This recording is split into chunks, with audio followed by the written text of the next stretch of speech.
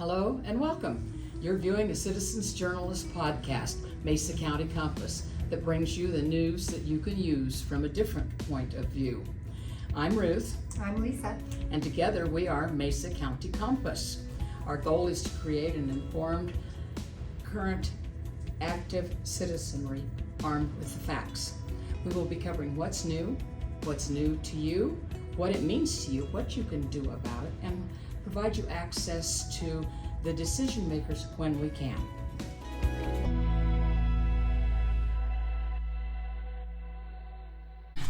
Good afternoon. We have an interview today with Cody Kennedy, who is one of our city councilmen, and we have some questions that we would like to ask him. Welcome, Cody. Thank you. Glad to be here. Great. And our main question is on affordable housing. Might slip over a little bit into homelessness. We'll just see where we end up with time and that sort of things. Yes. Yeah. And so one of our first questions in getting to know you are, what are your top priorities for the city? Well, personally, as I ran through my campaign and certainly as I continue now as a member of council, housing certainly is a top priority for me. One of three that I'm focused on. And when I say housing, we're talking about affordable, attainable workforce housing and also housing that's achievable for people that are below our median income. So in addition to that, public safety, of course, with my background with the Grand Junction Police Department, working there for 17 years, having a real passion for that, and our fire and our dispatch, is making sure that we have adequate staffing and equipment and funding for those first responders. That's something that's really integral to why I ran and why I became a part of city council. And then that third piece, tying back, as you mentioned, homelessness, houselessness, that issue that is really a challenge, as we kind of had a discussion before we sat down here today, in a lot of places, not just Grand Junction, but we have maybe some unique solutions for it, and certainly they're worth trying. Great. We'll want to hear more about that. Great. So how do you involve the community in any of these decision-making deals that you have, like homelessness and that kind of thing? Well, I think a good example is this. Like, we have a cup of coffee, we're sitting down, and as I told you before we sat down, the only reason I didn't take you up on an offer for a cup of coffee is I've already had 4 or 5 today. There you go. Because I say yes, right? I look for opportunities to meet with people. I'm consistently meeting with people for a cup of coffee and talking to them about their ideas. And it is amazing that having a conversation with somebody and just approaching it with an open mind, what type of ideas may come forth from that might not necessarily have been what they were thinking about or what I was thinking about, but with that conversation together, like some really unique solutions can come about from that. And I've had a couple examples of that just in the last few days. Can you share it? Oh, sure. So that would be great. One example is I had the Orchard Mesa pool has been an ongoing conversation for Grand Junction for a long time. A big challenge with us is to be responsible taxpayer dollars. Of course, we want to conserve this community asset.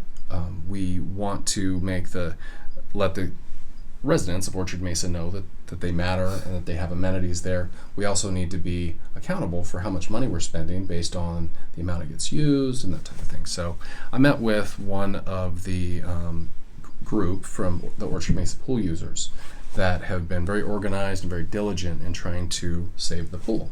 Mm-hmm. And having a long conversation with her about I wanted to share with her some details that I had gotten in a report from the city council. There was a presentation during a workshop, open public meeting, but a workshop from the consultants we hired that really talked about what are our options and what are our costs. And I really showed her the breakdown of these are the costs that we're looking at, and we're making our decision as far as city council based on these costs. And for instance, I think option 2 is a matter of spending, let's say, around $6 million to fix it up to a modern kind of a standard with the equipment replacement and spa and that type of thing. Additionally, we'd have to subsidize it with about $400,000 a year, taxpayer money, for operational costs. Based on the amount of users that we have, which is around averaging around 125 users per day.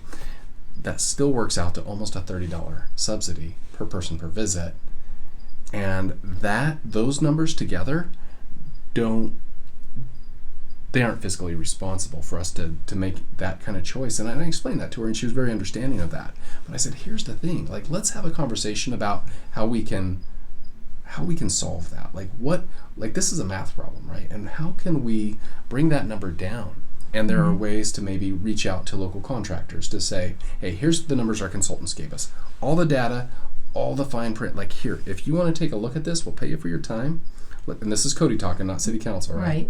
So let's walk through this. Do you agree? Is there a way we can do this for less money and in a safe, responsible way? Then it's a matter of saying, who else might we reach out to help us with this, right? To whether it's grant money, whether it's working with our local hospitals, anybody else that might be interested in having a hand in keeping that pool open as far as making it a public amenity, especially when you think about it from the medical side with people swimming laps, and some doctors are prescribing that for their patients. Right. Spending time in the pool. One of our major topics is affordable housing. What do you or the city consider to be affordable housing? How's that defined? So this is going to sound a little bit canned, because it is. Okay. Right? So when I happen to have rental houses, right? So traditionally, the way I would screen tenants is they need to have 3 times the monthly income. Sure. Right, as the rent. So, if rent's $1,000, they need household income of $3,000 a month. That's just been the hard and fast rule. Now, the state of Colorado, in their infinite wisdom, have recently changed that to where a landlord, property manager can only require 2 times. Which I get that they're trying to lower the bar to get people into housing. Unfortunately, that can set people up for failure when they can get into a place where they pay half of their income as rent, and they're left to live on trying to pay their transportation expenses and their grocery bill and utilities with the other half. Right. Let alone if there's anything else happening in their lives. So while I don't think that I understand the reasoning behind that and why they did that to try and lower the bar to get people into housing, there's a housing shortage. So they're still not, if somebody's in that situation, they're still not going to probably be the best candidate for a rental property. But to answer your question more directly, as far as what is affordable, is if you take the average median income, which is around let's call it $75,000 in Grand Junction, and say for their monthly income, that rent that they're paying or their mortgage payment that they're paying, and some people include utilities in this calculation, shouldn't be over 1/3 of their monthly income. Right, just like a home owner. Right. So that's what we call affordable. And when you're talking about that median, right, and that's where we start looking for that, like, what's affordable. Like, if you're are you at 100% of AMI, 120, are you 60%? Those are the numbers that we use to work around that. And that's kind of where that focus comes from. And for me, that's where we need to grow our housing inventory. So not that I don't have a place in my heart for Grand Junction to build big, beautiful homes for people that are moving here that might have a lot of money and want to live in a 4,000-foot brand new home with an amazing view. Great. We need a diversity of housing stock and housing for those police officers and teachers, for those businesses that we want to attract, so that they have a place for these employees that we want. Let's say they have 100 employees that they want to recruit to bring, or some employees they want to bring with them. And they can't afford to live here. They can't afford to live here, or they can't find a house. So, and that is a problem with much of Colorado. It's like Vail. Vail is a wonderful place. Live, work, play, ski. But living accommodations are horrible. So they use bedroom communities to set that up. And when you do that in a place like Grand Junction, you lose a lot of the integrity of Grand Junction itself. Right. Well, I think we've seen that in other communities, and certainly mountain towns are a great example. Vail, Aspen, but along the Front Range, the same thing is happening. These little towns. I grew up in a little town of Berthoud in the Front Range, and that town has completely changed. But people are that used to be a bedroom community, And now it's the fastest growing community in the Front Range. Right. So, and it's a lot of big, expensive homes. And that's unfortunate when you have people that live and work in, or they work in a community that they can't afford to live there as well. So that's what I'm afraid of. That's one of the things that I'm working towards. And you had asked me, like, how do we work how towards do you do that? Right? It's that ongoing conversation. And I try not to go on on a tirade, because I'm not going to convince anybody to change their vote. I'm just one of 7 with that. I need to make sure that I'm doing a good job articulating those my reasoning. Exactly. And there are good counter arguments. Last night, Mayor Pro Tem had a response to my push on, hey, this TEDS is going to drive housing costs. And these are my conversations I've had with builders. And he was talking about the benefit of living in a community that's well planned and well designed and has standards, right? There's sidewalks and how wide the lots are going to be, and accessibility for emergency vehicles, and all, like, just well thought out and planned. Point well taken. Right. But if we can have a dialogue and say, well, where can we find these compromises? How can we make both of those things happen? So anyway, that's kind of my take on that. I know it's a bit You can't have Pleasantville and still have something that is attainable for people. Right. It's an either or right well, now. it is, but there is a big push, and I know you talk about rental properties, and there's a lot of multifamily that's going to be coming on the market that's kind of in the process with Grand Junction. And with that improves our inventory. And inventory is important right now, critical for Grand Junction, because we're so short homes. Well, how many homes are we short? I think I saw a number, it was like 3,500 right now, like just rental, like properties. We need that number right now. I might be wrong on that. I look at a lot of numbers and I read a lot of information. Right. Like I said, I just read a 437-page packet for a Monday meeting. Right. But we're very, very short for our housing supply. But we need housing across the spectrum, whether it be single family, whether it be condos. And you hit on an important point there earlier. You had mentioned about the laws pertaining to condominiums and how contractors can be sued for a long time after. And I hope that gets repealed.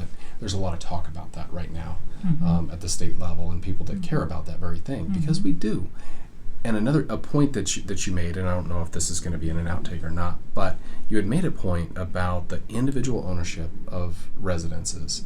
And when you look at the numbers of wealth generation and creation for people that own their own home versus people that rent, it's dramatic. It's like tenfold or more. It's really, it's just puts people that stay in rental long term at a disadvantage. Yes. Economically speaking. And when you think about the American dream, you think about building economic independence. That a lot of times has revolved, the wealth of our country has a lot of times revolved around that single family home, for people to get that step up, right? To be able to take that home equity loan to maybe send their kids to college, or to cash out on the house that they've lived in and that is appreciated, and then maybe they downsize when they're older and they buy something a little smaller that has less debt, if no debt, maybe no debt, and it helps them transition to that part in their life. So that wealth creation associated with that home ownership is important, and I recognize that, but we have to have everybody across the spectrum. We have to have all that housing. We have to accommodate for wherever people are in their need. So. Yeah. So you look at multi-housing. Most of the multi-housing units that I see being built are either single bedroom or two bedroom units, which seems to be leaning towards the young professionals rather than to middle age and beyond folks. There are families. Yeah, there are homes that there are these multifamily units that have nothing but stairs, so that would be inaccessible for many folks. Don't want their kids traveling up and down the stairs, that kind of thing. So what is the future for those multifamily units? So from experience and from looking at some of these projects that do have that, I guess I would disagree in saying that it's just for the young. I think that if a family has several kids, that is probably not their best spot, right? You don't want to have a family of 5 living in a 1 or a 2 bedroom apartment. As far as talking about the housing being just for young professionals, my thought is that yes, those types of units don't necessarily accommodate, again, let's say a family of 5.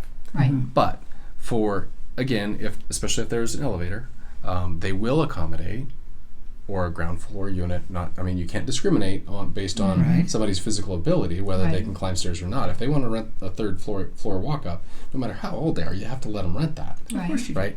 And there's plenty of people at all different ages that can handle that.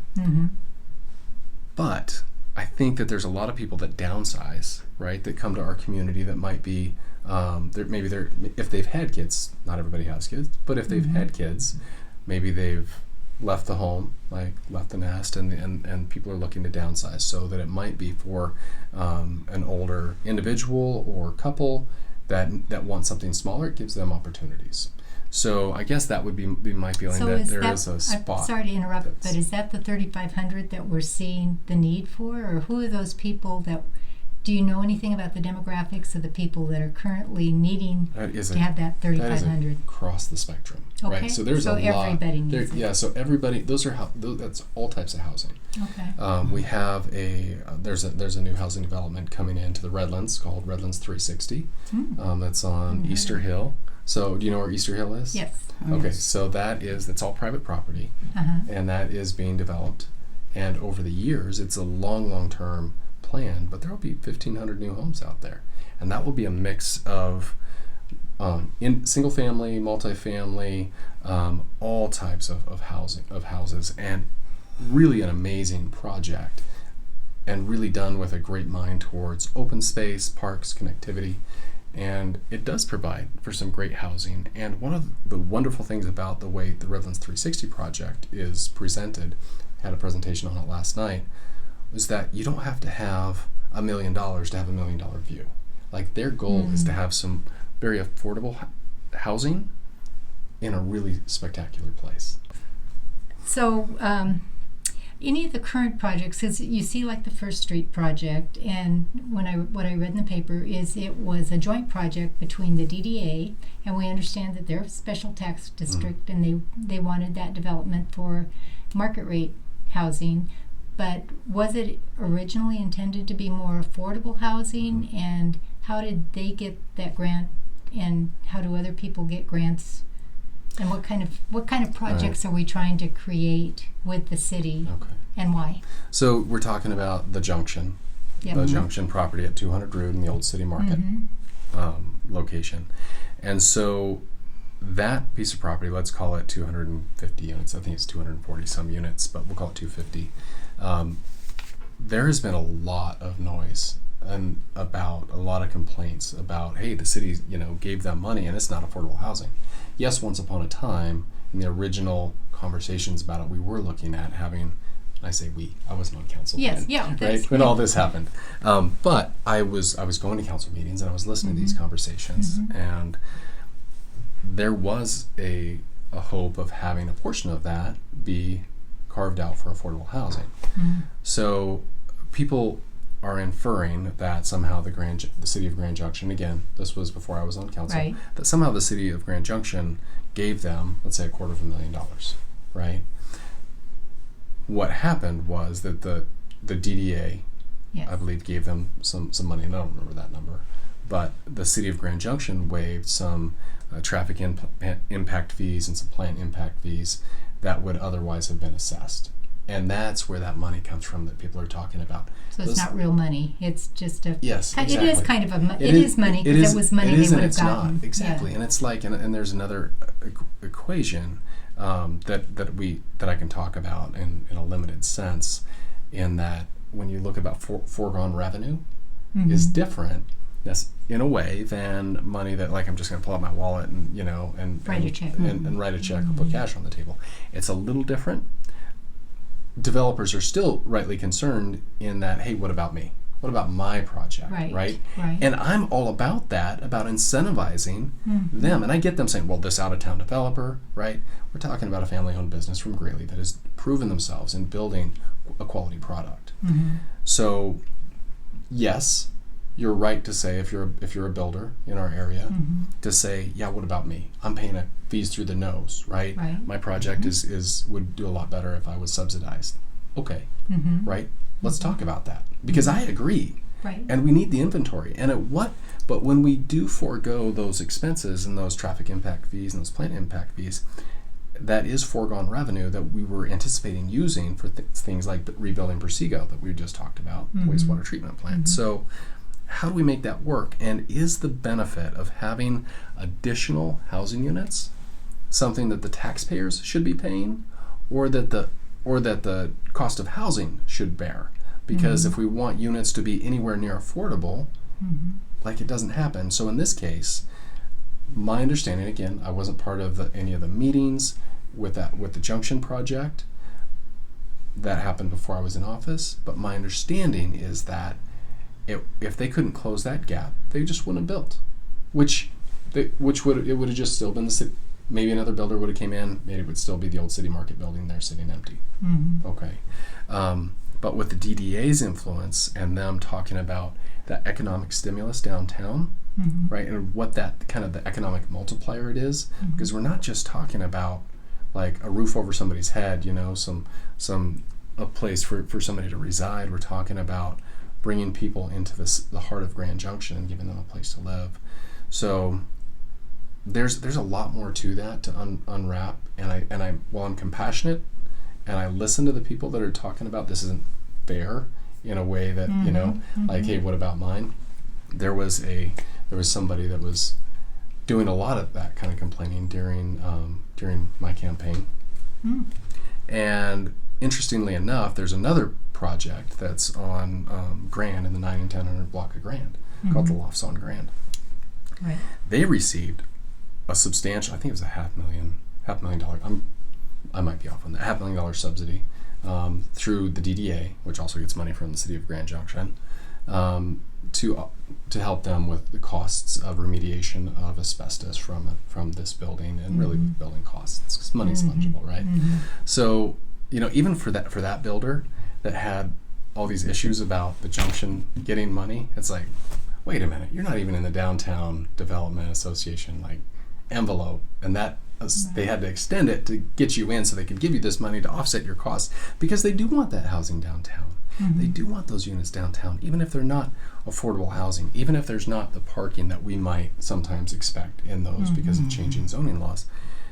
I think we need to be fair and intellectually honest in our conversations about what those subsidies look like and what they mean, right? Because it's easy to point our finger at something and color it as bad, but to say, let's look at the big picture. And as far as what the Junction brings to Grand Junction as a project, I think some people have a lot of heartburn about a 4-story building right next to the street, and it changes this look of Grand Junction, and the lack of parking, and what that does to traffic and that sort of thing. Right, exactly. And those things are certainly, those are conversations that have been long and ongoing about parking regulations and the reduced parking regulations and how that does reduce costs for building, but what does that do to our how does that push that out, and are we building communities that are bikeable and walkable? Where's the grocery store, right? How are we going to get groceries into the house in January? Bingo.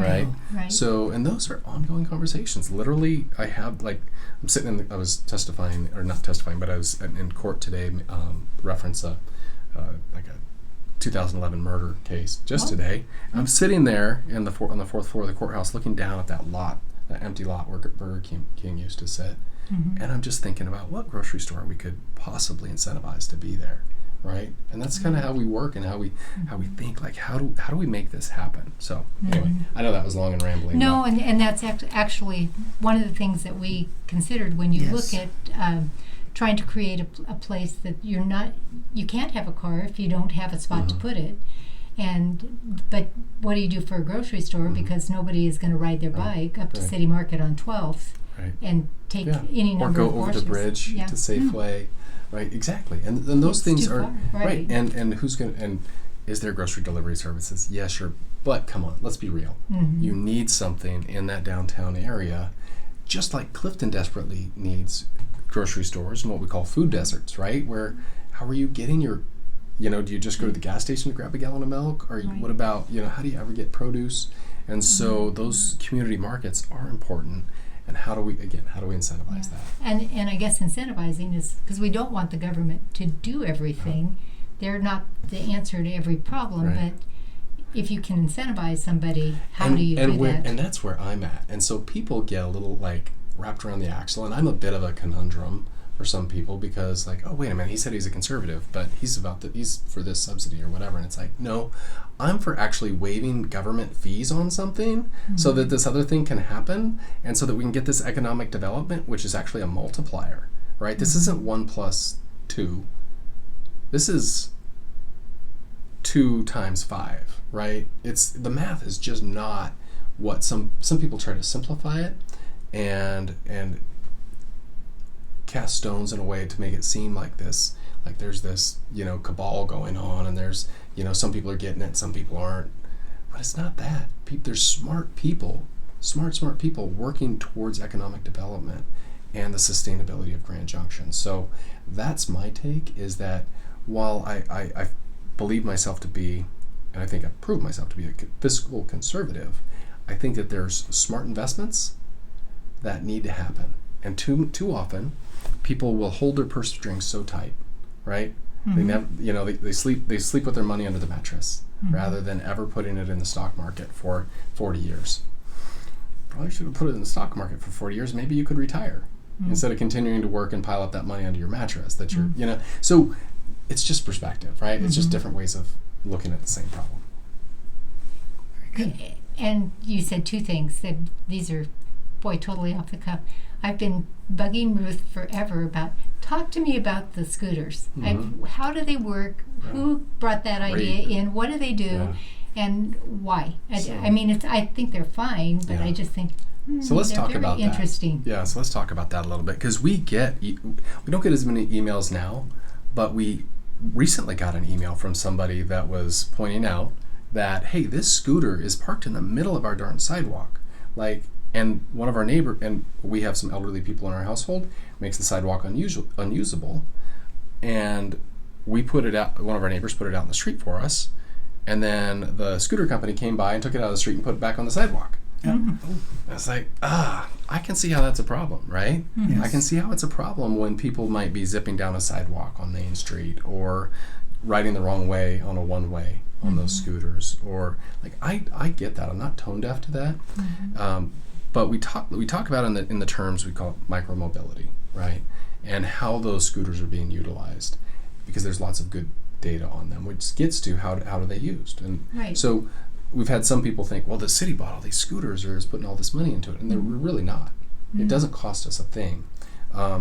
It utilizes an app. So if you want to ride a scooter, you walk up to that scooter, right? You scan a barcode. You have to have already downloaded either the Bird or the Lime app. Those are the 2 companies. And you scan the little QR code, and it beeps up like, hey, this is yours, and you already had your payment type set up. Like if it would be my credit card on my phone, and I hit, I activate it, and put on my helmet, and away I go. Not that everybody wears a helmet. Right? And away I go. And I can ride it around town, ride it on the streets, go where I need to go. Can I ride them on the side? Because I think it's dangerous to have them on the streets. I would rather have them on the sidewalks. So the sidewalks have been protected for a long, long time, from 2nd Street to 7th Street. Okay. As far as not allowing bikes or scooters or skateboards, right? As a cop, I certainly wrote a few tickets for people that were just hauling down on bikes right on the sidewalk. So other places a little tougher to say whether or not. I think it has to do with due care, how people are riding, and I there's a little bit of some change happening with the scooters and how they're being managed. The city's adding more what they call scooter corrals for those scooters to be parked in, and if you rent one of those scooters, you'll, depending on the area you're in, you may get a notice to say this has to be returned. Here's your your nearest scooter corral, right? And if you don't, the app will fine you, right? Okay. For the first part of the phase, it didn't. We have that ability. I hope that we start utilizing that to where if those scooters are left in a residential area or in the median in the middle of the roadway, right? I've seen some of those. Yeah, exactly. Along the side of the road on the interstate, the I-70 business loop. for those things to get there, for somebody to write it, the app knows who they are, right? So, and has their payment information. So as part of that agreement, if they activate a tool like they have in some areas in the Front Range where you get a $50 fine, right? If it doesn't go back in a scooter corral, right? That fixes that pretty quick. Yes. So that's my hope, that we move towards that. So okay, do you get part of those fines? As far as the city, I mean, not you personally. No. But does the city get those fines, or does the scooter company itself? It would have to be processed through the scooter company, and I don't know the answer to that. That's an excellent question. I would assume that if it would be done in conjunction with that scooter company, and I would imagine that we would that the city would reap some benefit from it. I would think, but I don't know the answer to that. And so those are totally owned by a private company, and all the revenues they don't give any portion to the city for what they do. No. And then you talked about the DDA, and you said, of course, the city is part of that taxing. So but you're just giving back. They have that special tax district, and so they have a tax on the items they sell, and you're just giving them back the money that they taxed, or how did that? When you say you're just giving them, who's them? Downtown Development Authority. If I have a business downtown, and I've agreed with everyone that we have a special tax district, and I think they all have to sign that, right? I believe so. Yeah. And then, so say is 1%, then that tax first goes to the city, and then the city just returns that 1% to the DDA, or how does that work? Well, I think that's how that works. I'm not on the DDA's board, and again, I'm a little over 100 days into this, so I don't have every answer for everything. That's like when I was a police officer. And my blue book, Colorado Revised Statutes, was this thick. And I could recite some of the codes, like 18 code, like harassment, 18.9.111, here's what it says, this is what it is. And people are like, well, you're a cop, you should know all those. Really? Really? Do you so you're a Christian, you should know the whole Bible. Right, exactly. And from memory. Right, and that's a great analogy, because that's what it is. So I don't have the exact information on that all the flow on that. Pretty easy to find out. I mean, I'm actually having coffee with Brandon Stam, the director of the DDA, on Thursday of this week. No, you just mentioned that it was conjoined, so I was just trying to figure out how the taxing worked and with the city. What where I was going with that is when you talk about subsidy and people that complain about, like, well, this development got it, I didn't get it, but you don't mention that you also got this money over here. There's all types of ways to say, let's just step back and be objective and look at the entire project. And if your project makes sense for you, great, right? You want us to help you out with it, you want us to help subsidize that, bring us a proposal, let's talk about it, right? Does it make sense? Does it have that economic multiplier? It's like the 29 road interchange out on I-70 that we're looking at, investing. It's an $80 million project that we are working with the county. Hopefully, they'll do half of it, and we would do half of it. But that's an economic multiplier. I mean, we have reports that would project $135 million return on that investment. So again, it's an investment. People look at it saying, oh, the government's spending too much money. Sometimes they do. Sometimes you have to invest in infrastructure if you want to keep the economic engine moving. So. Okay. And I'm going to ask you one final question, because we're running late and later than you need to be, I know. Right. There's been so much talk about 15-minute cities. What is your take on 15-minute cities, and is Grand Junction leaning towards that view, or is Grand Junction looking towards being just a smart city? And what's the difference between a smart city and a 15-minute Is that too city? much to do this time? That's a lot to unwrap, right? An hour right here. Maybe we should. Let me touch on it, but we could talk about that in a much broader sense. And there's certainly, I think we could all get out in the corners of the internet and certainly look up some conspiracy theories around 15-minute city and that type of thing, because there is a little bit about that. And there is some negative connotation about saying, well, what happens to our traditional Mayberry style communities? So my idea and what I see, and I don't see us necessarily talking about smart city or 15-minute city, what I see, and this is really something that was put forward in our bike and pedestrian plan, our bike and ped plan, multimodal planning, is, as we were talking about with that downtown apartment complex and a close by grocery store, is how can we make different parts of our community much more walkable? Like Mayberry once upon a time, when you look at those older communities, before these big zoning laws came in, right? Before these big zoning laws that said residential neighborhood over here, commercial over here, grocery store way over there, right? Instead of that, how do we mix these things up, right? How do we combine put these residential areas combined with some appropriate commercial buildings, grocery stores, clothing stores, you name it, but in a way that a smaller community works, where it is maybe more bikeable or walkable.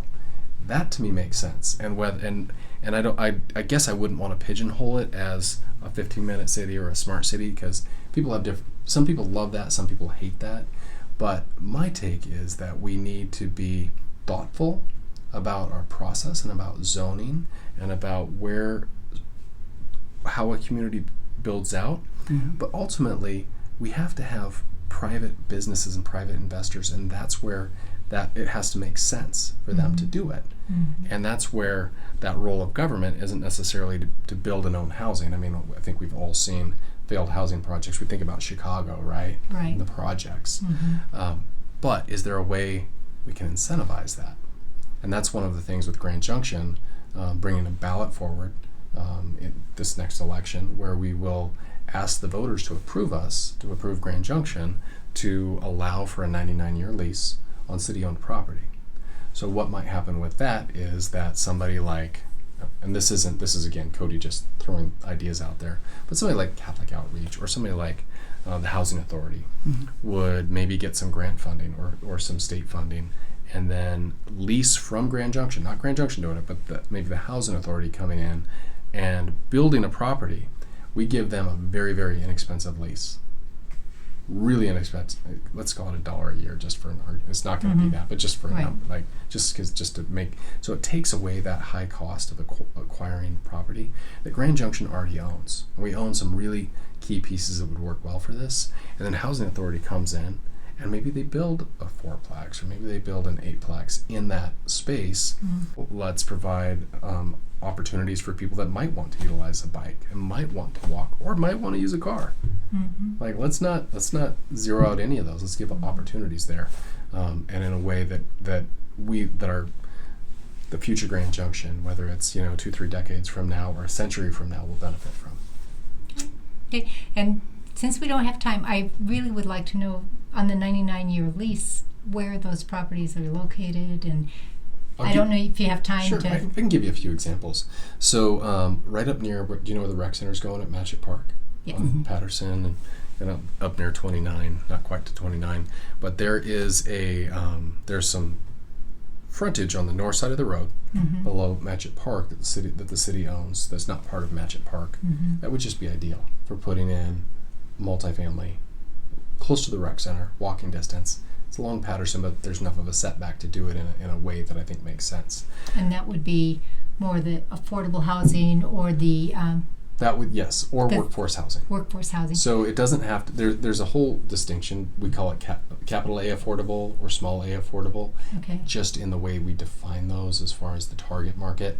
But that need extends to employed people, workforce housing, that just can't, they're not able to otherwise find or afford housing. So it's housing that would be, let's say, owned by the Housing Authority or some other, maybe a nonprofit, maybe even a private company that would come in and do a long-term lease. They lease the ground from Grand Junction, say it's 99 years, and they build on it. And that use would have to be for affordable housing. They couldn't come in and develop and say, we changed our mind. Literally the language in the ballot says affordable or workforce. Okay. And there's definitions recitals and definitions for that, so you can really get into what that is. So they can't pull the old switcheroo, oh darn, I was going to do that, but I did this. So it really kind of holds them accountable, and especially since they don't own the dirt, like it's pretty easy for the city to say, either make this affordable or, right? And I'm not saying, I mean, that's a question for city attorney, not me, but that's how I look at it. So. And one really quick last question. I'm sorry, it seems like we just have the last question all the time is, what happens at the end of a 99-year lease? I asked that very question of our city attorney, John Shaver, recently to say, help me understand, like, and he said that 99-year lease is really seated in old, like, English law, and basically it's built around the idea that we don't want to have that kind of rights of survivorship. At the end of that lease, just like every other lease, I lease houses by the year, right? The city in this case is doing a 99-year lease.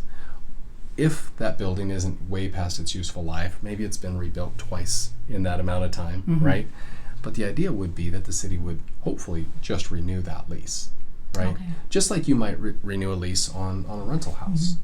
Same concept. So but at least it gives them the security and the ability to go out and get financing. If they can get almost 100-year lease, and that's well beyond the expected useful life of the actual building, a bank would finance that building to put that in place.